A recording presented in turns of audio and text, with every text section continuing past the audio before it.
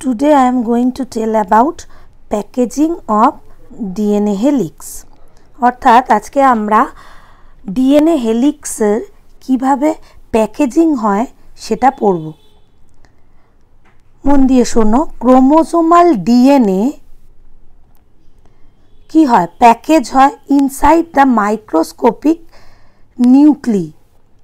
দেখো এখানে একটু বোঝানোর চেষ্টা করছি।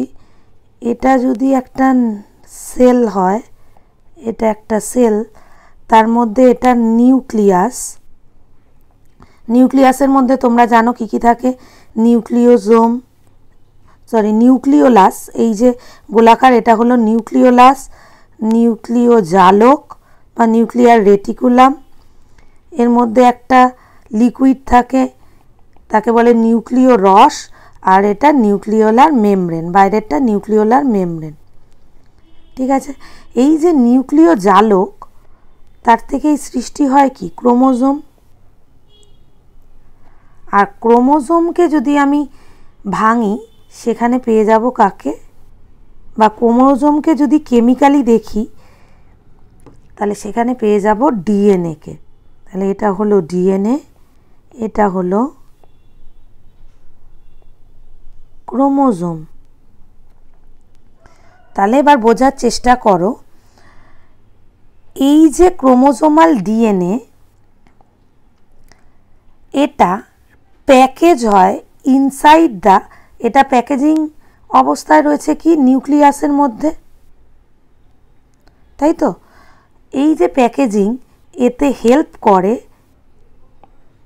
মানে এই ডিএনএটাই অ্যাকচুয়ালি প্যাকেজিং অবস্থায় রয়েছে নিউক্লিয়াসের মধ্যে, আর এতে হেল্প করে কিছু হিস্টোন। তাহলে আমি বলতে পারি কি, যে chromosomal DNA is package inside the microscopic nuclei with the help of histones. ঠিক আছে, এক্ষেত্রে একটু মনে রাখবে, এক্ষেত্রে মানে কিছু positively charge protein negatively charge ডিএনএর সঙ্গে অ্যাটাচ থাকে। তার মানে এক্ষেত্রে কিছু পজিটিভ চার্জের প্রোটিন নেগেটিভ চার্জের ডিএনএর সঙ্গে অ্যাটাচ থাকে। অর্থাৎ এটা কি, these are positively charge protein that strongly adhere to negatively charge DNA. এই অ্যাডহেয়ার থেকে এরা কি ফর্ম করে, মানে এক্ষেত্রে মানে এই স্ট্রাকচারটার মধ্যে কি থাকছে, এই স্ট্রাকচারটার মধ্যে থাকছে পজিটিভলি চার্জ কিছু প্রোটিন আর নেগেটিভলি চার্জ কিছু ডিএনএ, এবং এটাই ফর্ম করে নিউক্লিওজোম।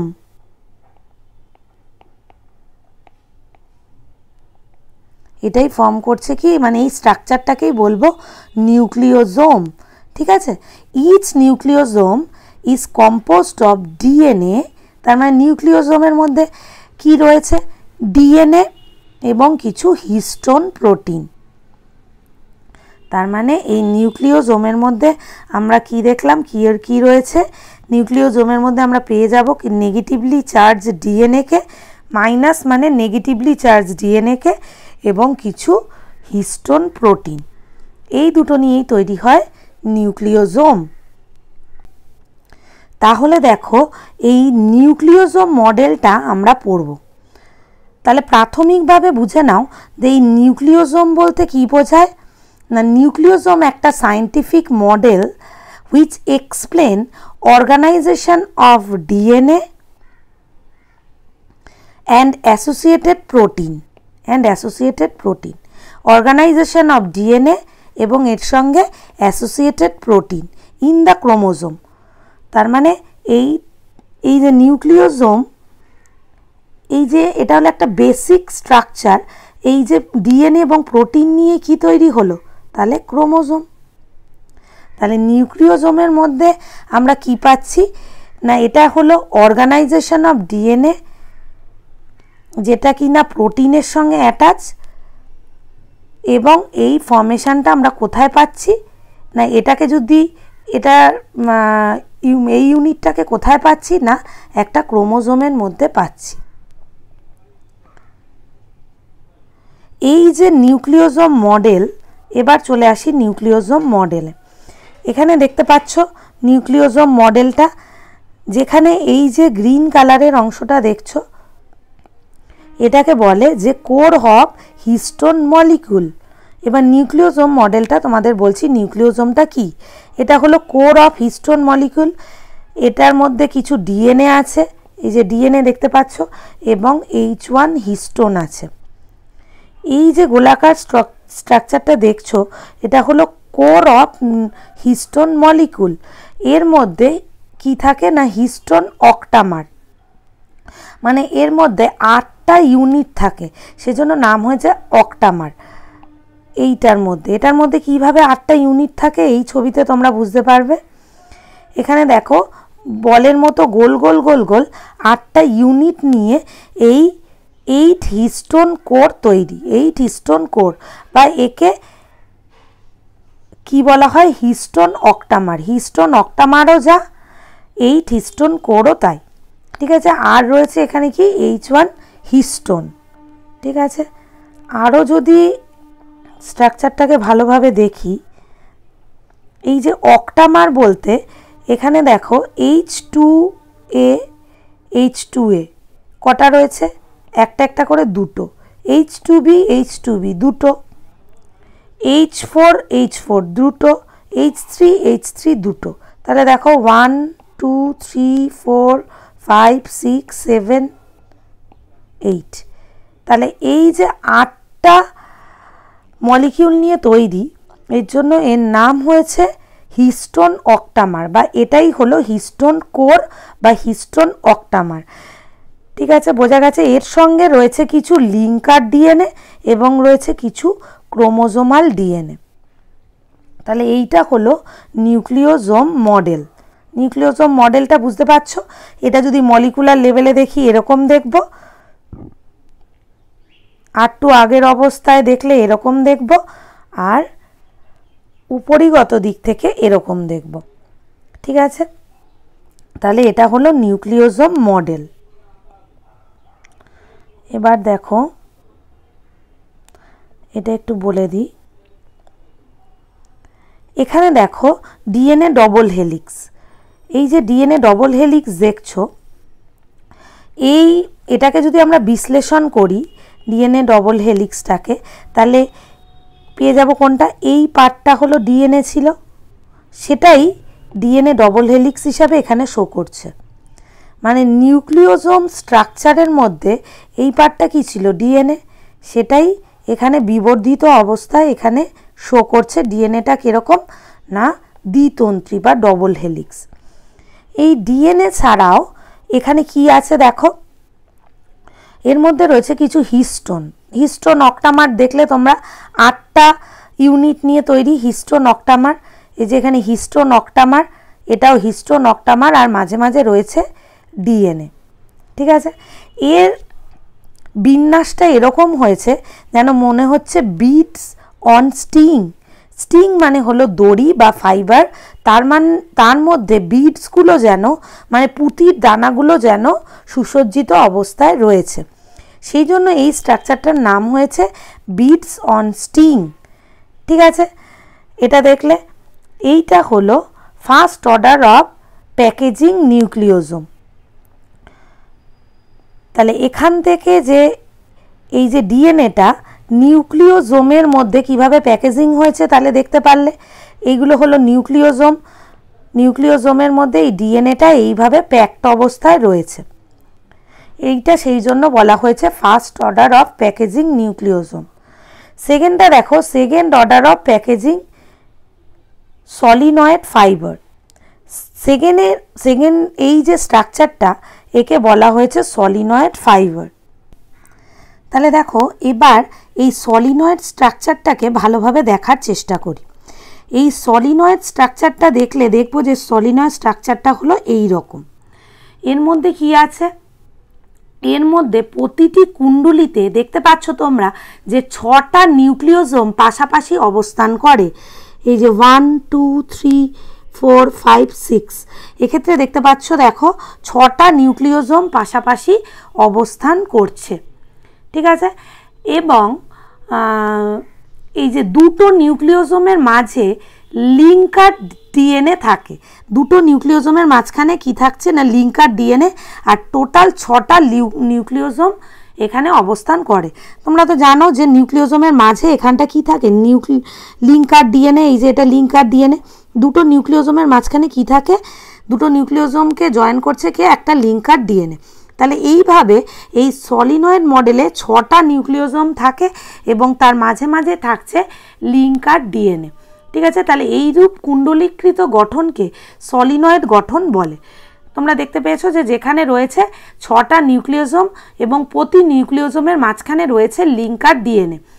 এর মধ্যেই কিন্তু ক্রোমাটিন তন্তু বা ক্রোমাটিন ফাইবার গঠিত হয়, যার ব্যাস 30 nm বা 30 ন্যানোমিটার। এর ব্যাস হচ্ছে, এর মধ্যেই কিন্তু এটাই মেন জিনিস যে এর মধ্যে ক্রোমাটিন ফাইবারটা তৈরি হচ্ছে, আর এর ব্যাস হচ্ছে 30 nm বা 300 অ্যাংস্ট্রম। এর মধ্যেই কি তৈরি হচ্ছে, ক্রোমাটিন ফাইবার। বুঝতে পেরেছো? তাহলে ফার্স্ট থেকে দেখো, আরেকবার বলছি, এখানে দেখো যে নিউক্লিওজোম মডেলে এগুলো এক একটা নিউক্লিওজোম, আর মাঝখানে রয়েছে কি মানে নিউক্লিওজোম মানে এগুলো এক একটা হিস্টোন অক্টামার, আর মাঝখানে রয়েছে লিঙ্কার ডিএনএ। এই দিয়ে আমি পেয়ে যাচ্ছি কি নিউক্লিওজোম। তার মানে এখানে কটা নিউক্লিওজোম আছে দেখো, 3 নিউক্লিওজোম। এটা কি বিটস অন স্ট্রিং স্ট্রাকচার। এর মধ্যে এইটা হলো ডিএনএ, ডিএনএটাকে বিবর্ধিত করে দেখলে আমরা পেয়ে যাব ডবল হেলিক ডিএনএকে। ঠিক আছে, এবার এটা হলো ফার্স্ট অর্ডার প্যাকেজিং। এবার সেকেন্ড অর্ডার প্যাকেজিং মানে প্যাকেজিংটা যদি আরও সেকেন্ড অর্ডারে হয় তাহলে আমরা পেয়ে যাব কি না সলিনয়েড ফাইবারকে। আমরা এখানে পেয়ে যাব সলিনয়েড ফাইবার। ঠিক আছে, এই যে সলিনয়েড ফাইবার তোমরা দেখতে পাচ্ছ, এই সলিনয়েড ফাইবারের গঠনটা এখানে বুঝলে এটা কি দিয়ে তৈরি না এখানে 6টা নিউক্লিওজোম আছে এবং সঙ্গে রয়েছে কি লিঙ্কার ডিএনএ, এবং এর মধ্যেই কি আছে না ক্রোমাটিন ফাইবার। বুঝতে পারলে? এই যে এটা যদি স্ক্যাফোল্ড লুপ আকারে দেখি এটাকে, এই সলিনয়েড মডেলটাকে, তাহলে আমরা এই লুপগুলোকে দেখতে পাবো। নেক্সট স্টেপে দেখো আমরা এখান থেকে পেয়ে যাচ্ছি কাকে না ক্রোমাটিড। এখান থেকে পেয়ে যাচ্ছি কাকে ক্রোমাটিড। বুঝতে পেরেছ? এবার এই ক্রোমাটিডগুলো যুক্ত হয়েই তৈরি হচ্ছে ক্রোমোজোম। ক্রোমাটিডগুলো যুক্ত হয়ে তৈরি হচ্ছে ক্রোমোজোম।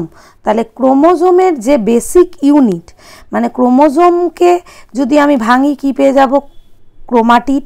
ক্রোমাটিডকে যদি ভাঙি কি পেয়ে যাব ক্রোমাটিন ফাইবার। ক্রোমাটিন ফাইবারটা কোথা থেকে এসছে?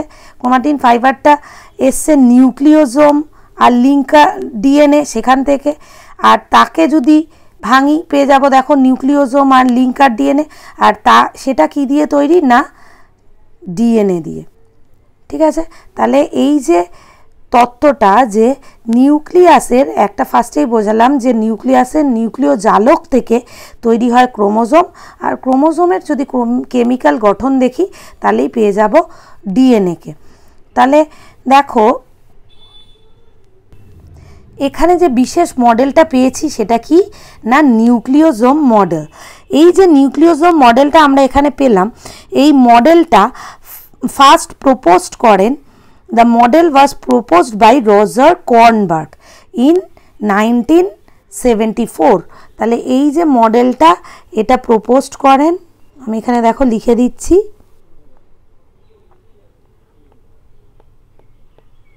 প্রপোজড বাই রজার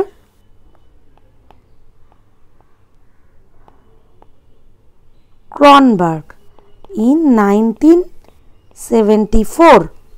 ঠিক আছে, and it is the most accepted model or chromatin organisation. এটাই হলো ক্রোমাটিন অর্গানাইজেশনের মোস্ট অ্যাকসেপ্টেড মডেল। সেই মডেলটা কি না, নিউক্লিওজোম মডেল। Nucleosome model. তাহলে আমরা এখানে দেখলাম যে nucleosome is the basic structural unit of DNA packaging in eukaryote. ইউক্যারিওটের ক্ষেত্রে এই নিউক্লিওজোমটাই কিন্তু basic structure of DNA packaging. ঠিক আছে, এটাই হলো বেসিক স্ট্রাকচার। এবং এই যে নিউক্লিওজোম এটা কি দিয়ে তৈরি, এটা হিস্টোন প্রোটিন বা কোর হিস্টোন এবং ডিএনএ দিয়ে তৈরি। আমরা জানি যে অধিকাংশ জীবদের জিনগত বস্তুই হলো ডিএনএ, তাই তো।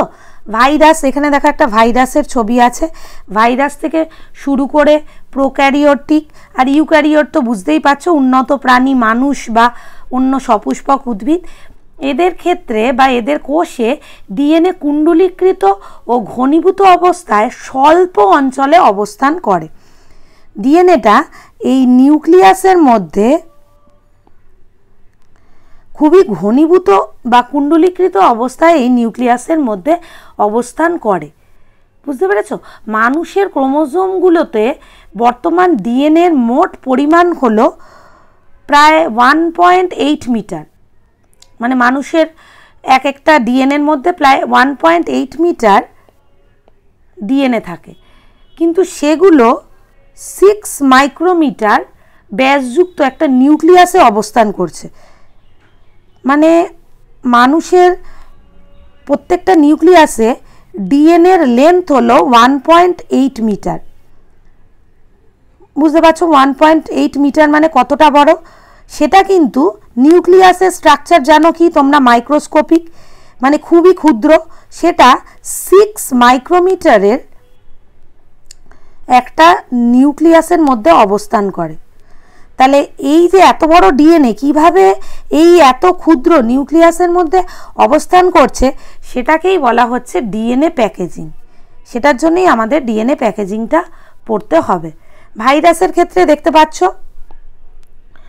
যে ডিএনএ প্যাকেজিং নির্ভর করে ভাইরাসের ক্যাপসিডের আকৃতির উপর। বুঝতে পারছো যে ক্যাপসিডের আকৃতি কেমন হবে তার উপর নির্ভর করে, এবং তার ভিতরে ডিএনএ বা আরএনএর মধ্যে যে কোনো প্রকার নিউক্লিক অ্যাসিড থাকতে পারে। এটা এইখানে যে ভাইরাসটা দেখিয়েছি সেটা ডিএনএ ঘটিত ভাইরাস, মেবি এটা আরএনএও হতে পারে। তার ক্যাপসিডের পরিমাণের উপর নির্ভর করছে যে তার ভিতর ডিএনএ বা আরএনএর আকৃতি কেমন হবে। ঠিক আছে, এখানে দেখতে পাচ্ছ যে ব্যাকটেরিওফাজ, এটা একটা T4 ফাজ। এর ক্ষেত্রে এদের আকৃতি মানে মস্তক অংশে ক্যাপসিড গঠিত হওয়ার পরে দেখতে পাচ্ছ যে তার মধ্যে রয়েছে কি ডিএনএ।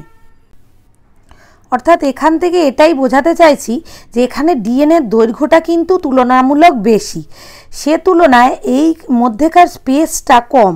সেই জন্য ডিএনএটা এমনভাবে প্যাকেজিং হয় যেটা ইজিলি এর মধ্যে থাকতে পারে। এটা গেল ভাইরাস। এবার দেখো এটা একটা ইকোলাই দেখানো হয়েছে, এটা একটা প্রোক্যারিওটিক কোষ। এক্ষেত্রে নিউক্লিয় বস্তু বা নিউক্লিয়েড, এই যে নিউক্লিয় বস্তু বা নিউক্লিয়েড, এদের মধ্যে এই যে নিউক্লিয় বস্তুটা, এদের আয়তনও কিন্তু অনেক বেশি, বা এই যে ডিএনএ এর দৈর্ঘ্য প্রায় অনেকটা বেশি, সে তুলনায় এরা খুব স্বল্প পরিসরে কুণ্ডলীকৃত অবস্থায় থাকে। এমনভাবে প্যাকেজিং হয়ে থাকে, খুব স্বল্প জায়গায় কুণ্ডলীকৃত অবস্থায় থাকে।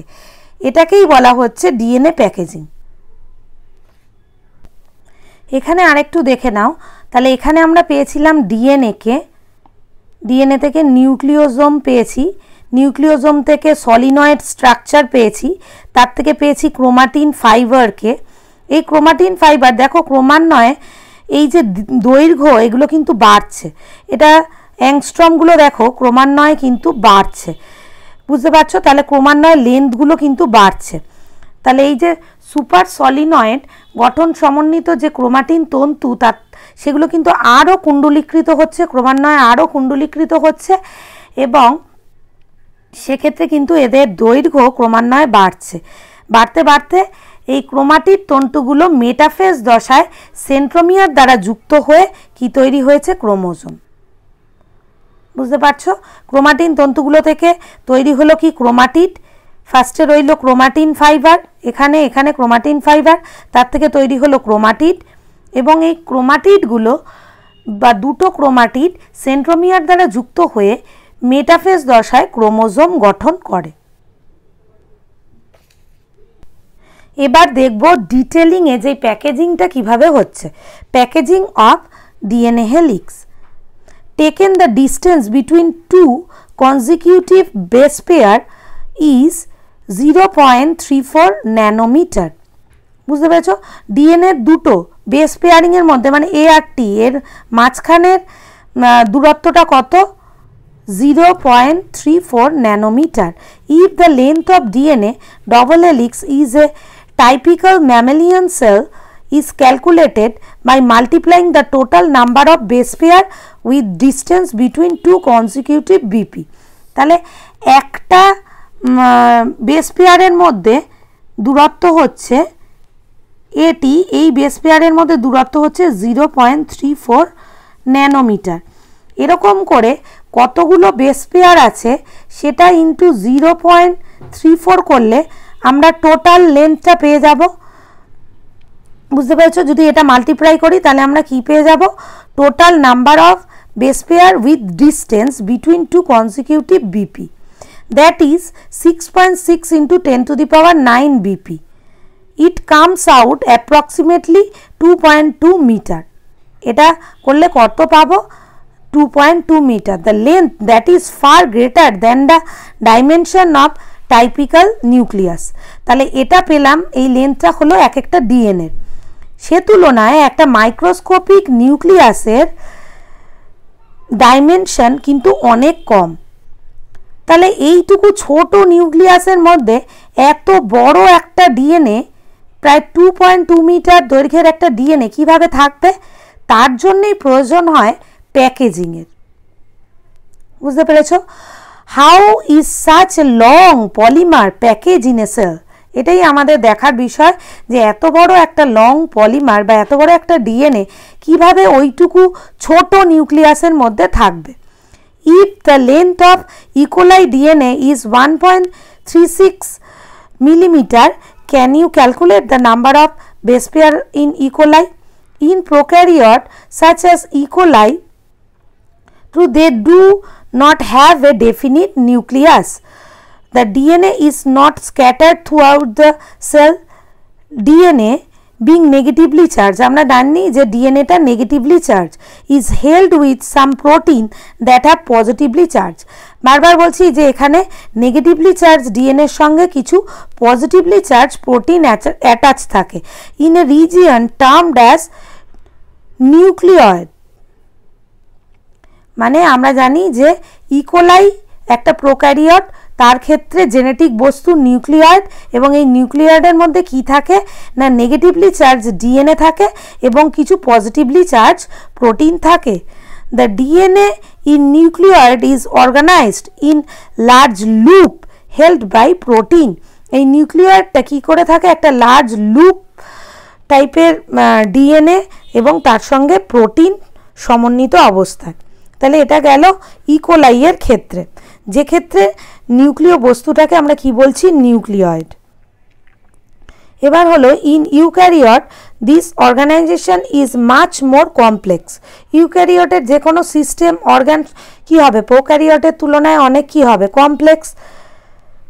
দেয়ার is a set of positively charge basic protein called histone. এক্ষেত্রেও পজিটিভলি চার্জ হিস্টোন প্রোটিন থাকে। The protein acquires charge depending upon the abundance of amino acid residue with charge side change. এর উপরে আর কি এর চার্জটা নির্ভর করে। Histone are rich in basic amino acid residue lysine and arginine. তাহলে এখানে হিস্টোন প্রোটিনের কথা যে বলছি সেটা কি কি অ্যামাইনো অ্যাসিড দিয়ে তৈরি? লাইসিন এবং আর্জেনিন। দিয়ে হিস্টোন প্রোটিনটা তৈরি। Both the amino acid residue carry positive charges in their side chain. আমরা জানি যে প্রোটিনটা অলওয়েজ কি হবে, পজিটিভলি চার্জ। হিস্টোন আর অর্গানাইজ টু ফর্ম এ ইউনিট 8 মলিকুল কল্ড হিস্টোন অক্টামার। এর মধ্যে হিস্টোন অক্টামারে তোমাদের দেখিয়েছি 8টা মলিকুল থাকে। এটা গেল হিস্টোন অক্টামার। এবার দেখো negatively charge DNA is wrapped around the positively charge histone octamer to form a structure called nucleosome. এটা খুব ইম্পর্ট্যান্ট লাইন। নিউক্লিওজোমটা তাহলে কিভাবে তৈরি হচ্ছে?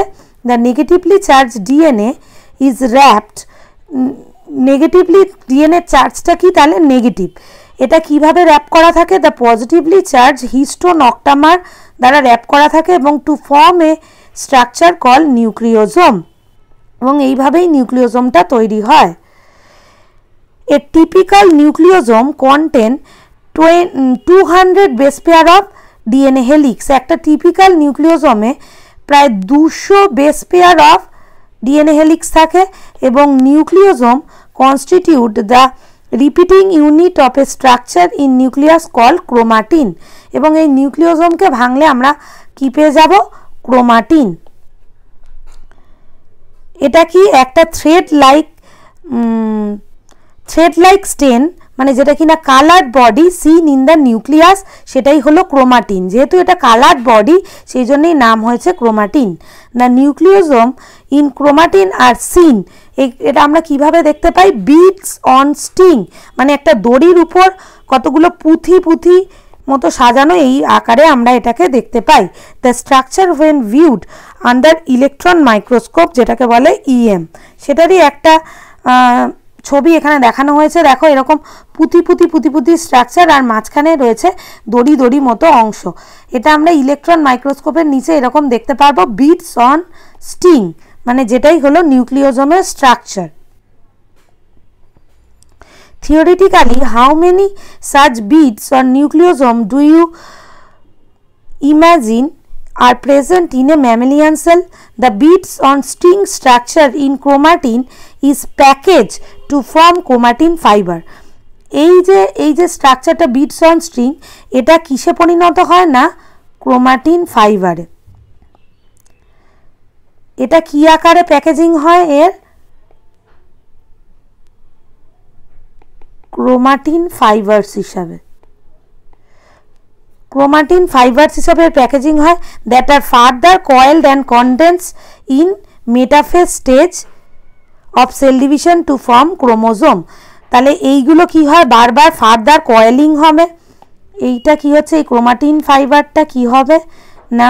ফার্দার কয়েলড হবে, এছাড়া কি হবে? কন্ডেন্সড হবে,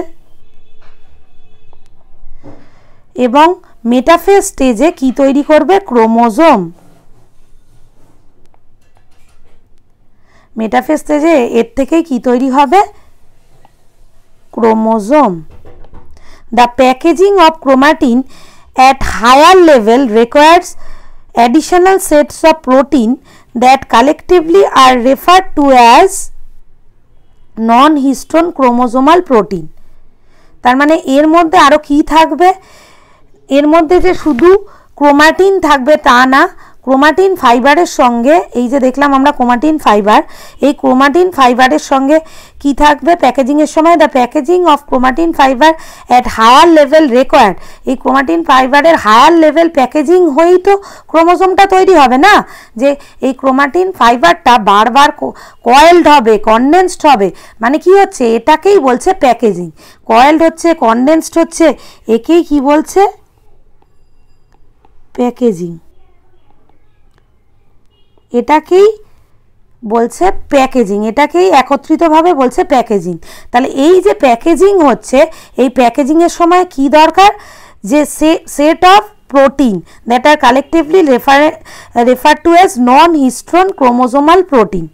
ঠিক আছে, এই প্যাকেজিংয়ের সময় আরও কি দরকার? Non histone chromosomal protein, NHCP, non histone chromosomal protein এই প্যাকেজিংয়ের জন্য দরকার। এনএইচসি প্রোটিনগুলো এই প্যাকেজিংয়ে খুব গুরুত্বপূর্ণ ভূমিকা পালন করে। ঠিক আছে, in a typical nucleus some regions of chromatin are loosely packed and stain light. এটা যখন নিউক্লিয়াসের মধ্যে প্যাকেজ হচ্ছে অ্যাজ এ ক্রোমোজোম হিসাবে, এই যে এখান থেকে আমরা কি পেলাম, ক্রোমোজোম, এই ক্রোমোজোমটাকে আমরা কোথায় পেয়ে যাব না, নিউক্লিয়াসে। ক্রোমোজোমটাকে পেয়ে যাব আমরা কোষের নিউক্লিয়াসে, এবং এই ক্রোমোজোমটাকে যখন পাবো তখন কিছু অংশর ক্রোমাটিন আর লুজলি প্যাকড, সেটাকে স্টেন লাইট স্টেন নেবে are refer to as euchromatin, তখন তাকে বলবো আমরা ইউক্রোমাটিন। আর chromatin that is more densely packed and stain dark are called heterochromatin, যেটা কিনা ডার্ক স্টেন নেবে সেটাকে বলবো heterochromatin. Euchromatin is said to be transcriptionally active chromatin, whereas heterochromatin is inactive. মানে সক্রিয় জিন অংশ অ্যাকচুয়ালি কে বহন করে, ইউক্রোমাটিন। ইউক্রোমাটিনের মধ্যেই কিন্তু ইউক্রোমাটিনের মধ্যে সক্রিয় জিন অংশ থাকে যেখান থেকে ট্রান্সক্রিপশন পদ্ধতিতে অংশগ্রহণ করে, অর্থাৎ সক্রিয় জিন অংশ থাকছে কোথায়, ইউক্রোমাটিনের মধ্যে। হেটেরোক্রোমাটিন শুধুমাত্র ক্রোমাটিন ফাইবারটাকে বিবর্ধিত করছে, অর্থাৎ বাড়াতে হেল্প করছে কে, হেটেরোক্রোমাটিন। কিন্তু এর মধ্যে এটা অ্যাকচুয়ালি ইনঅ্যাক্টিভ, আর এর মধ্যে কোনো সক্রিয় অংশ থাকে না। অ্যাকচুয়ালি অ্যাক্টিভকে ইউক্রোমাটিন, ইউক্রোমাটিনটা হলো অ্যাক্টিভ এবং এটাই ট্রান্সক্রিপশনে অংশগ্রহণ করে, অর্থাৎ প্রোটিন সিনথেসিসে অংশগ্রহণ করে। ঠিক আছে, ক্রোমাটিনের এই অংশগুলো। তাহলে ক্রোমাটিনটা আরেকবার দেখো বলে দিচ্ছি। এক্ষেত্রে দেখো, এক্ষেত্রে আমরা নিউক্লিওজোম মডেলটা পেয়েছি, বিট স্টিং মডেলটা যেটা নিউক্লিওজোম পেয়েছি, এবং এর মধ্যে এই যে নিউক্লিওজোম, এখান থেকেই পেয়ে যাব আমরা কাকে, ক্রোমাটিন ফাইবারকে। এবং এই ক্রোমাটিন ফাইবারগুলো কয়েলড এবং কনডেন্সড হয়ে এগুলোরই কী হবে, প্যাকেজিং হবে, এবং তাতে কিছু নন হিস্টোন ক্রোমোজোমাল প্রোটিন গুরুত্বপূর্ণ ভূমিকা অবলম্বন করে। এই যে ক্রোমাটিন ফাইবার, এদের মধ্যে কিছু ডার্ক স্টেন নেবে আর কিছু লাইট স্টেন নেবে, বুঝতে পারছো? এদের মধ্যে যারা ডার্ক স্টেন নেবে আর লাইট স্টেন নেবে তার ভিত্তিতে দু রকম ক্রোমাটিন আমরা পেয়ে যাব। যেটা লাইট স্টেন নেবে তাকে বলবো ইউক্রোমাটিন, আর যেটা ডার্ক স্টেন নেবে তাকে বলবো আমরা হেটেরোক্রোমাটিন। ঠিক আছে, অ্যাকচুয়ালি এই ক্রোমাটিন ফাইবারের মধ্যে যেটা ইউক্রোমাটিন সেটাই হলো অ্যাক্টিভ জিন অংশ বহন করে এবং এটাই ট্রান্সক্রিপশানে অংশগ্রহণ করবে, এবং অন্যটা কি বললাম এখানে, হেটেরোক্রোমাটিন, সেটা একটা ইনঅ্যাক্টিভ পার্ট হিসাবে রয়ে যাবে, শুধুমাত্র ক্রোমাটিন ফাইবারটাকে বিবর্ধিত করবে। এই যে এতক্ষণ বললাম, এখান থেকেই দেখে নাও যে ডিএনএটা তো বুঝতেই পারছো, এখানে লিঙ্কার ডিএনএর অংশটা, তাছাড়া এখানে রয়েছে নিউক্লিওজোমটা এইভাবে গঠিত। সলিনয়েড মডেল যদি দেখি, এক্ষেত্রে 6টা নিউক্লিওজোম, এবং প্রত্যেক দুটো নিউক্লিওজোমের মাঝখানে আমরা পেয়ে যাব লিঙ্কার ডিএনএকে, এবং একে ভাঙলে পেয়ে যাব ক্রোমাটিন সূত্র, এবং এই ক্রোমাটিন সূত্রগুলোই প্যাকেজিংয়ের মাধ্যমে কি তৈরি করে, ক্রোমোজোম। এবং ক্রোমোজোমটা এই যে এখানেই, এটাই হলো মেন, যে এখানে প্যাকেজিংটা কিভাবে হচ্ছে, কারণ এত বড় একটা ক্রোমাটিন সূত্র একটা ক্রোমোজোম আকারে একটা ছোট্ট ডিএনএর মধ্যে কিভাবে অবস্থান করছে, এটাকেই বলা হচ্ছে ডিএনএ প্যাকেজিং। এটা একটা ডিএনএ প্যাকেজিংয়ের ধাপ, এটাও একটা ডিএনএ প্যাকেজিংয়ের ধাপ, যেটা তোমাদের আগে বিস্তারিতভাবে বুঝিয়েছি। তাহলে এখান থেকে কি বুঝলাম, যে ধনাত্মক আধানযুক্ত ক্ষারীয় প্রোটিনের সঙ্গে ঋণাত্মক আধানযুক্ত ডিএনএর সংযুক্তির দ্বারা ডিএনএ কুণ্ডলীকৃত ও ঘনীভূত হয়ে নিউক্লিয়াসের স্বল্প স্থানে, মনে রাখবে যে নিউক্লিয়াস একটা মাইক্রোস্কোপিক বলা হয়, সেই নিউক্লিয়াসের স্বল্প স্থানে সঞ্চিত থাকার ঘটনাকে ডিএনএ প্যাকেজিং বলে। বুঝতে পারছো? তাহলে একে বলা হচ্ছে ডিএনএ প্যাকেজিং। এবং মনে রাখবে যে কোষে উপস্থিত এই অকুণ্ডলীকৃত ডিএনএর মোট দৈর্ঘ্য এবং কুণ্ডলীভবন ও ঘনীভবন, মানে তোমরা যাকে বলছো যে কনডেনসেশনের পর, আফটার কনডেনসেশনের পর যে ক্রোমোজোমটা সৃষ্টি হচ্ছে তার দৈর্ঘ্যের অনুপাতকে প্যাকেজিং অনুপাত বলে। মেটাফেজ দশায় ক্রোমোজোমের ডিএনএর প্যাকেজিং অনুপাত হলো 10,000:1। প্যাকেজিংয়ের এই অনুপাতটা কত? 10,000:1। বুঝতে পারছো? মানে 10,000 বেস পেয়ার ইউনিটের কোনো ডিএনএ প্যাকেজিংয়ের মাধ্যমে একটা নিউক্লিয়াসে কেন্দ্রীভূত হয় মেটাফেজ দশায়। ঠিক আছে, ক্রোমোজোমের এই ডিএনএ প্যাকেজিং অনুপাত হলো 10,000:1, মনে রাখবে এটা। তাহলে আজকে আমাদের আলোচ্য বিষয় ছিল এটাই, যে কিভাবে ডিএনএটা তো জানো যে একটা ঋণাত্মক আধানযুক্ত বা নেগেটিভ চার্জযুক্ত, এবং তার সঙ্গে রয়েছে কি ক্ষারীয় প্রোটিন যেগুলো হলো পজিটিভ চার্জযুক্ত। তাহলে নেগেটিভ চার্জযুক্ত রয়েছে ডিএনএ, তার সঙ্গে কিছু ক্ষারীয় প্রোটিন রয়েছে যেটা পজিটিভ চার্জযুক্ত, এবং সেটা কুণ্ডলীকৃত এবং ঘনীভূত হয়ে নিউক্লিয়াসের স্বল্প স্থানে অবস্থান লাভ করছে বা সঞ্চিত থাকছে। এই ঘটনাকেই বলে ডিএনএ প্যাকেজিং।